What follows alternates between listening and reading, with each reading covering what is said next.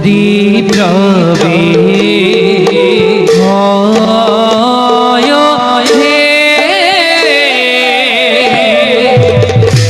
Offer মাঝে offer মাঝে দেবী দেব জানি আরে লয় জরি যাই দেখি হরি হরি লয় লাগে চলি যাই দেখি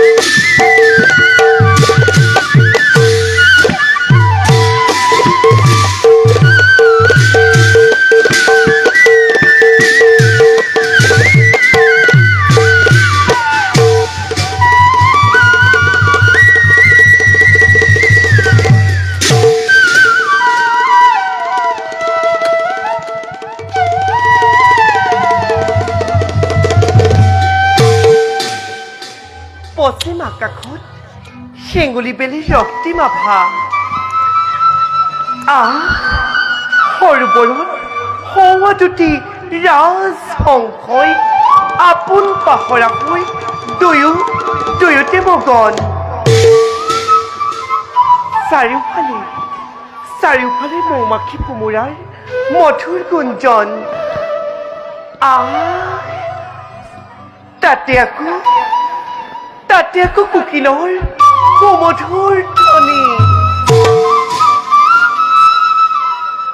এনে নান্দনিক পৰিৱেশতে আজি মোৰ মনত পৰিছে বৃহস্পতিৰ পুত্ৰ সেই গছৰ কথা সেনে পৰিৱেশতে মধুৰ বচনে হৰণ কৰি সেই দেৱযানীৰ আলোক হৃদয় অংগে অংগে সানি দি যৌৱনৰ মিঠা পৰশন প্ৰেমৰ অনুৰাগ দিছিল ঢালি প্ৰথম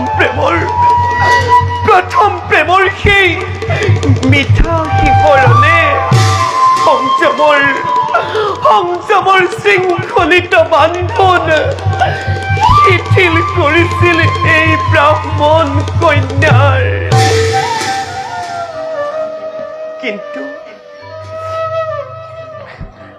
কিন্তু বুজিব পৰা নাছিল দেৱযানী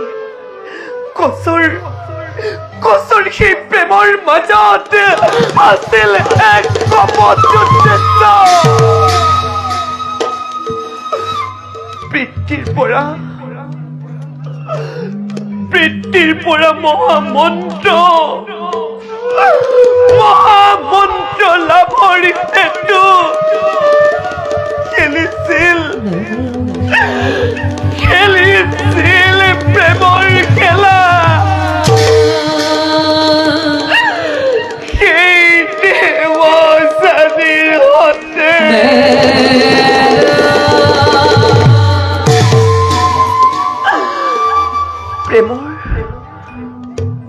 প্ৰেমৰ অভিনয় কৰি ভাঙি থৈ অকণিয়ালো খোৱাহিয়া গুচি গ'ল বৃহস্পতি সুত ধান বান কৰি মোৰ সপোনৰ কাৰে। কিয়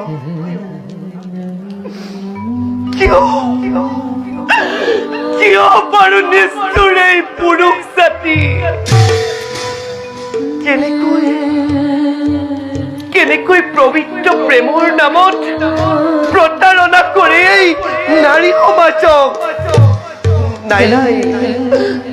নাই, সেই দেৱযানীয়ে কোনোকালে কদাপিতো পুৰুষক নকৰে বিশ্বাস। প্রতারক দেবতার বাবে সমগ্র পুরুষ জাতিক নিন্দা নকরিবি। পিতা, দেবতা প্রতারক, দেবতা বিশ্বাসঘাতক। দেবতাই হল এই বিশ্বর যত অনর্থর মূল।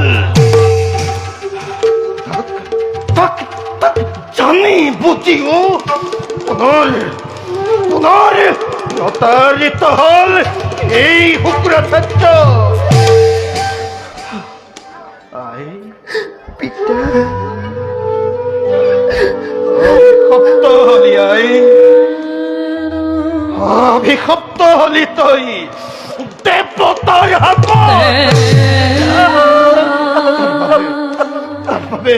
তার ভাবে দুঃখ মোর ভাই তোর ভোগিয়া বৃত্তির মুখ হাসতি দে ভাই, মুখ হাসতি দে।